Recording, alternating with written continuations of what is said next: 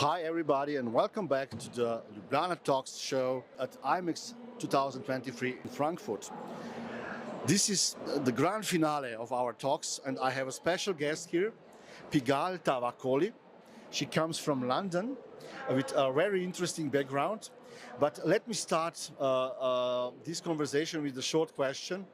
How would you describe experience design in 3 words? Well, that's an excellent question because there's a lot of confusion about what experience design is.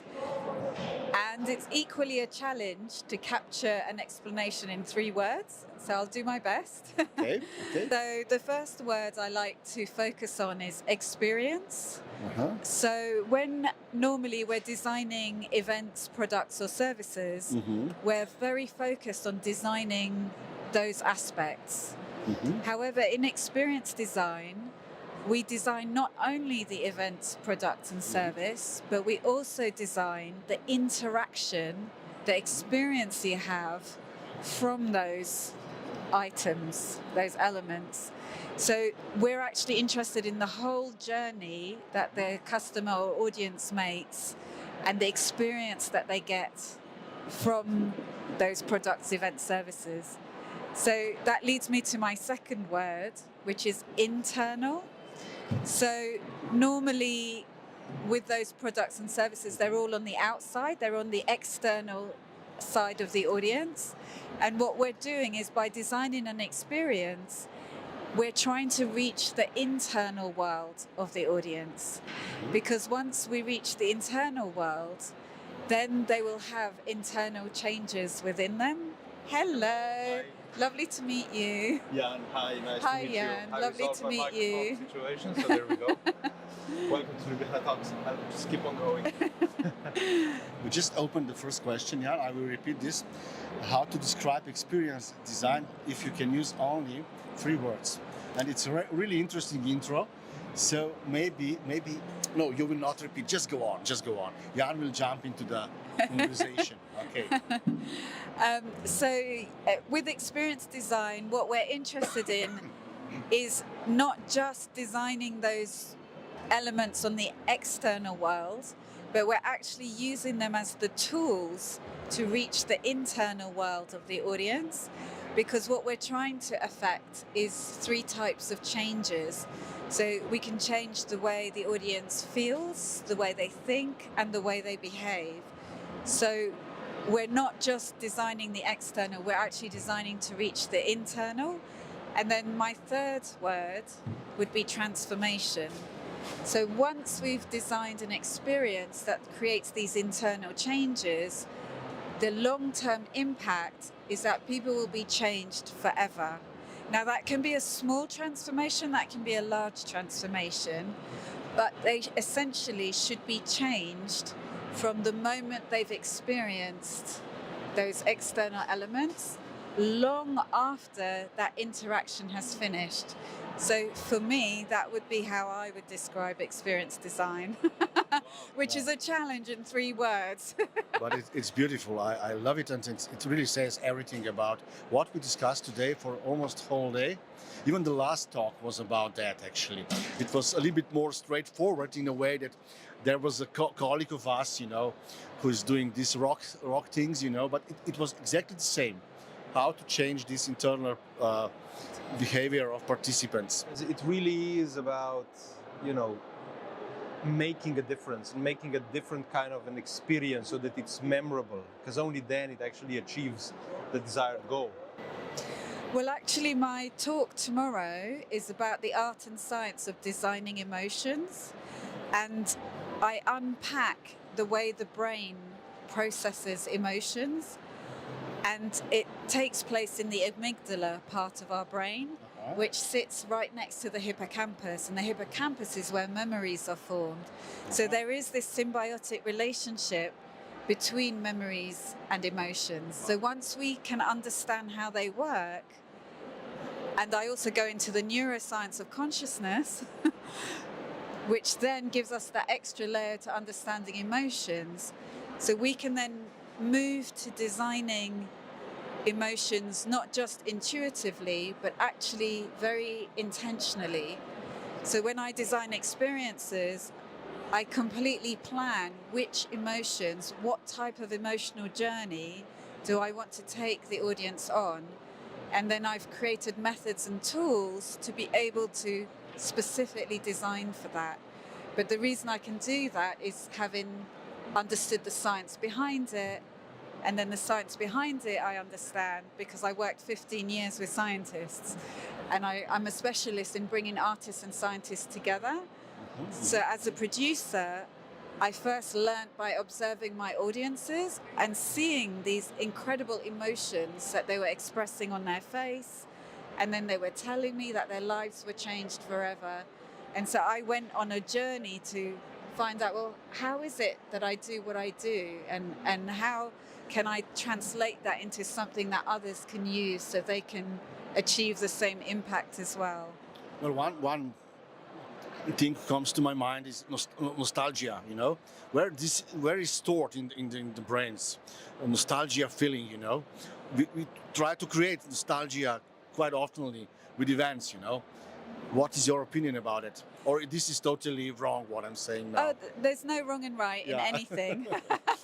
I like it's all the shades of grey in between that makes life interesting, and that's where all the fascinating things happen. So nostalgia is an emotion, and it's absolutely linked to memory. So when you're designing for nostalgia, you really need to know your audience to know what aspects will be nostalgic for them. What kind of memories do they have? What is their background? And then you can design aspects within the experience or the product or the service that then acts as prompts and triggers for them to recall their memories. And then when we recall our memories, it activates the chemicals in our brain to send the signals to our body to feel the same emotions we had at that moment in time when that memory formed. So actually with emotions, it starts in the brain, but the chemicals go through our body, send messages to our muscles, and we have a whole physiological effect. So it can be that either the emotion creates a memory or a memory recalls the emotions. And because they live together in the brain, they have this really, really close relationship together. Amazing. What should we stop doing at live events, in your opinion? What is wrong with our approach to live events? So I like to be non-binary. I prefer to be about all the shades in between, and there's lots of things people are doing with live events that works perfectly for them, and there's space for all types of ways of approaches. And I guess it would be to do with the target audience. So for any event, it depends on their target audience and the kind of impact they want to bring about with them.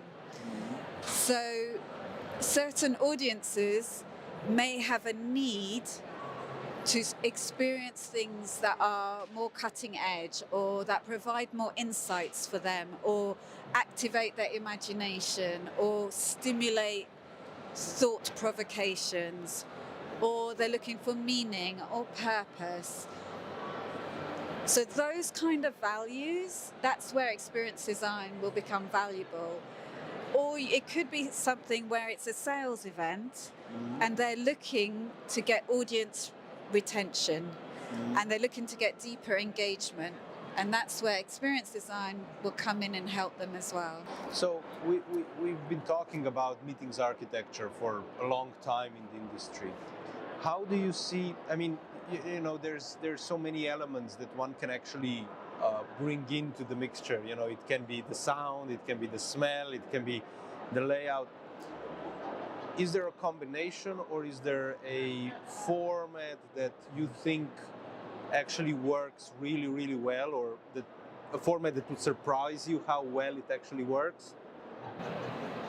So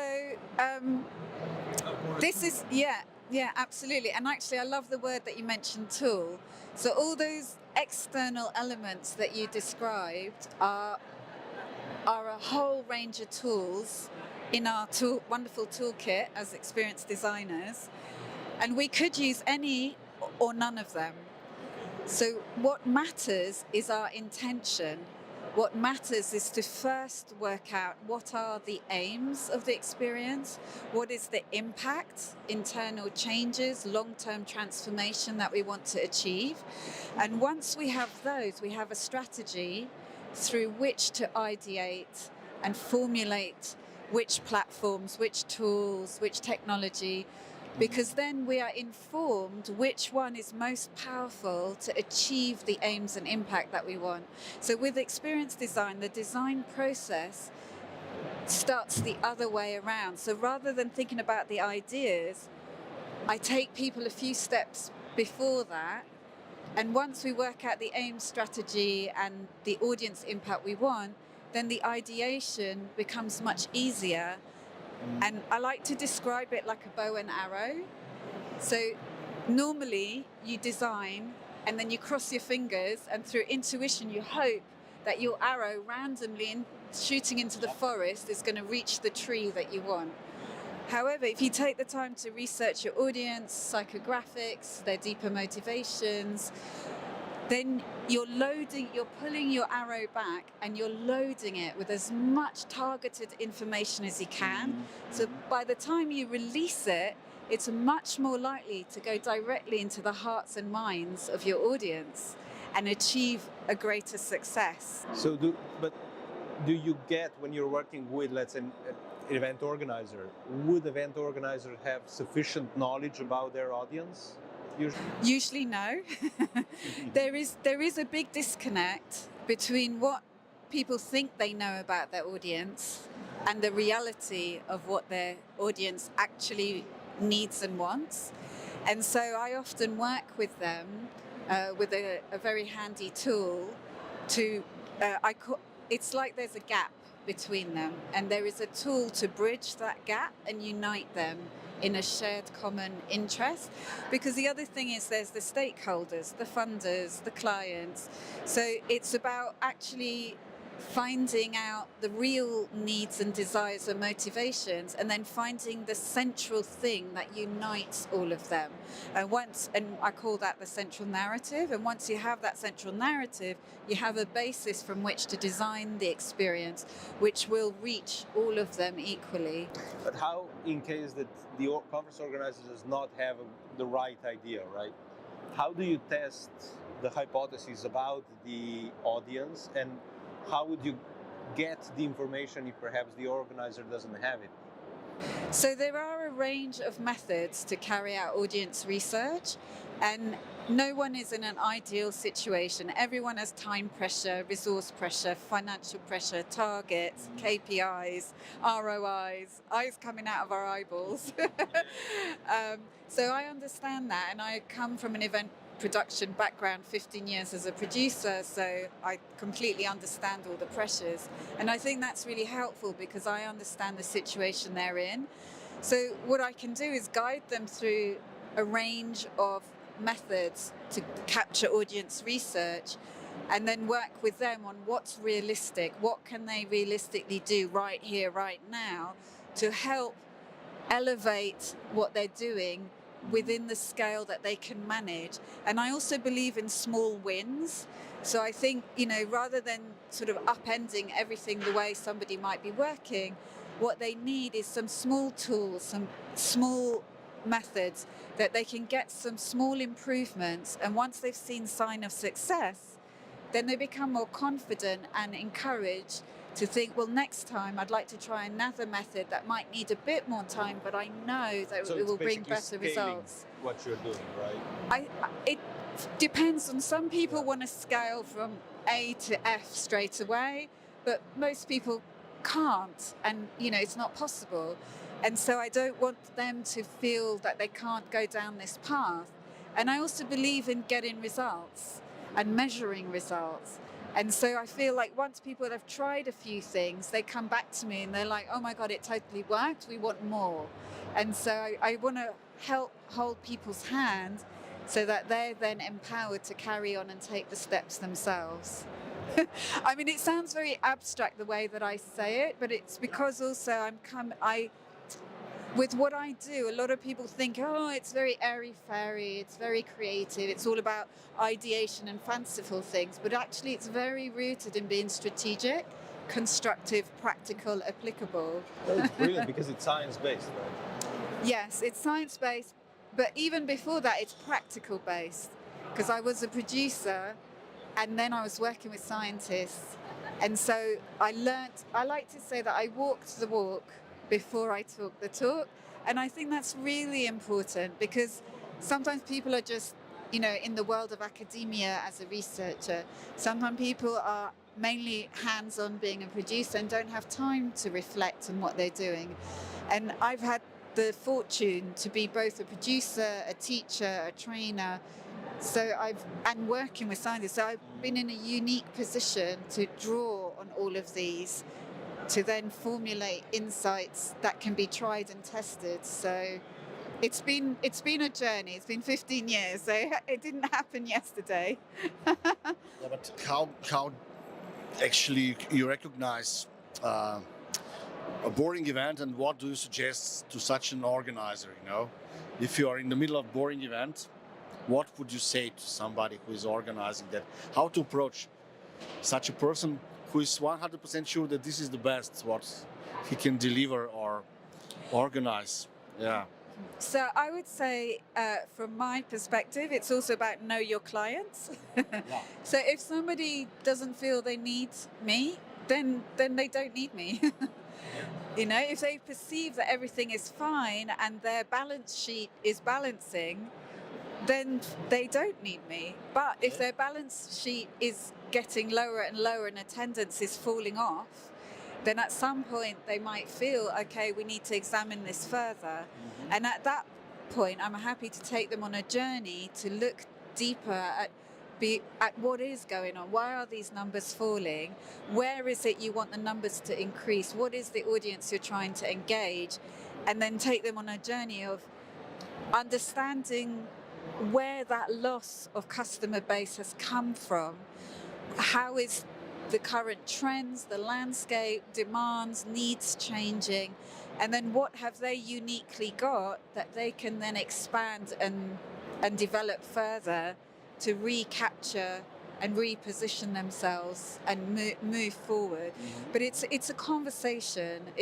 I'm very much not the sort of person that parachutes in, blows up everything they've done, says that I'm right, you need to all listen to me. It's much more that I like to listen to them, so that I have the benefit of being an outside person that can be helpful to gather together the pieces of the puzzles that I ask them about and they describe to me, and then I present a picture back to them and I say, does this resonate?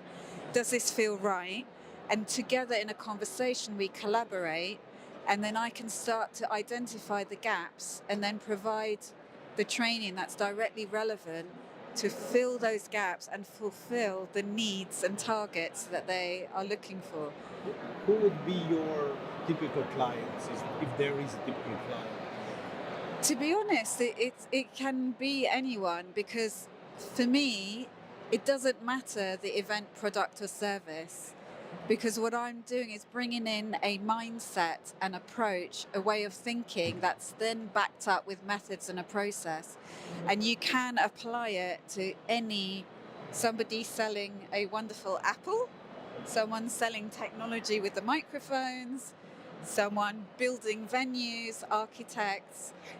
And I know that it works because I've been teaching for 10 years and training. And so I've seen that it works and it can be applied.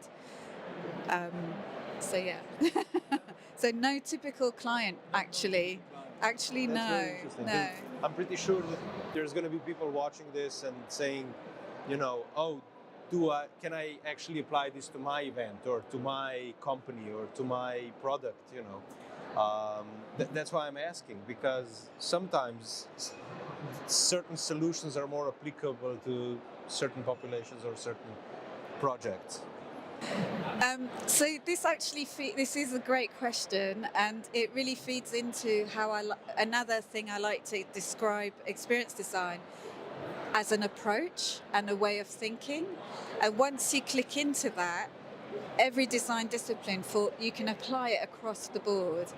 And when I've been teaching experience design at the University of the Arts in London, I've had people who have been working in the government who have come to work, who have come to study the courses.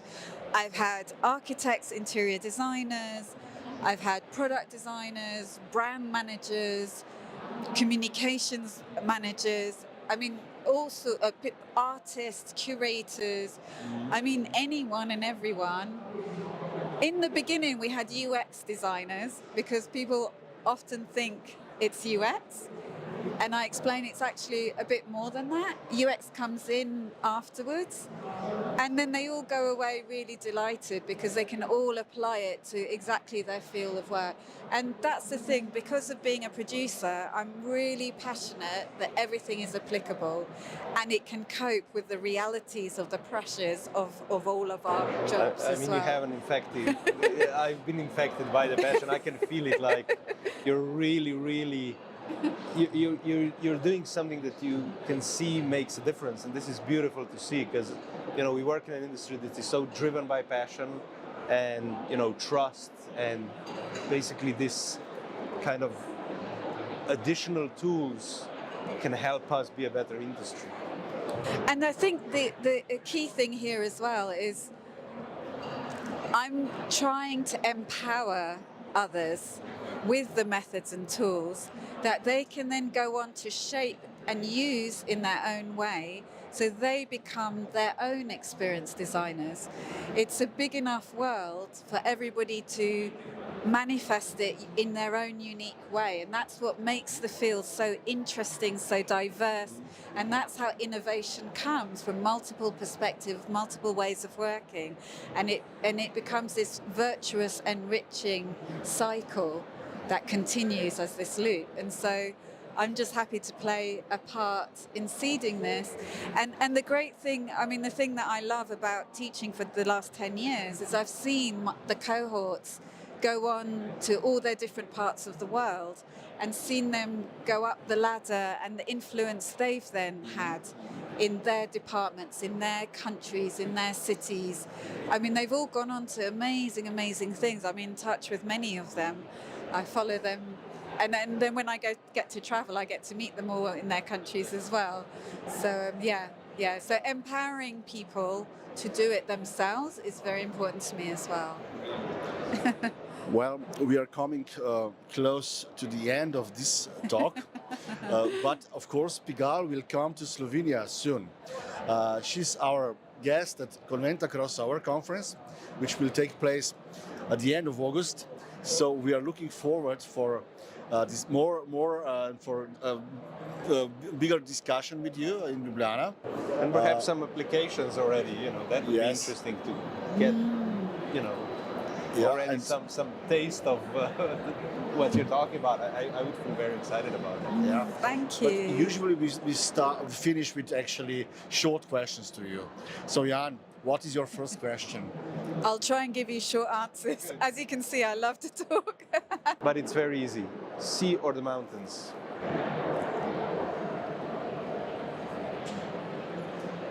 The sea in summer and the mountains in winter. If I can cheat. I had to think about that because I love both. Dog or cat? I'm allergic to both. Okay, cool. But I love cats, but they make me very ill. But I absolutely love them. So One cats. more from Jan. Do you prefer night or day?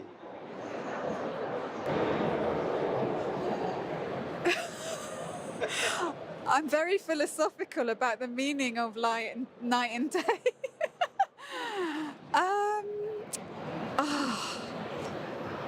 That's a hard question for me. Because the realm of sleep and lucid dreaming, I'm very passionate. I've done a lot of studies and research and work around as well as a realm of consciousness. So I see things as different realms of consciousness, and being asleep in Tibetan Buddhism is considered being more awake than our awake state. So I actually see a benefit to both sides. So I'll be non-binary with that as well. It's my Igal, once again, that people will remember our discussion. 3 words are about experience design. Experience, Okay. internal world for transformation. Remember that. Thanks you. for watching us and stay tuned to Ljubljana Talks. Thank you very much for inviting me. It's been a Welcome. pleasure.